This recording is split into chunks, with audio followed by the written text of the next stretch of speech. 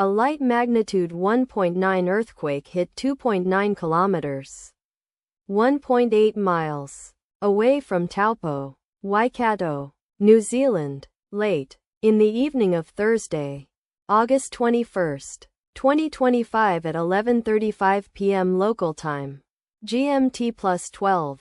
The quake had a very shallow depth of 3.4 kilometers, 2.1 miles, and was reported felt by some people near the epicenter. First to report, GeoNet, NZ. After 2 minutes, the earthquake occurred 5 hours after a magnitude 3.1 earthquake had hit on Thursday, August 21, 2025, at 7:03 p.m. local time, Pacific, Auckland GMT +12, in 58 kilometers, 36 miles. Distance to the south. Data source from Volcano Discovery. Did you feel it? Let us pray. May the earthquake that occurred not affect our brothers and sisters there. May the earthquake not happen again. And may God protect everyone. Amen.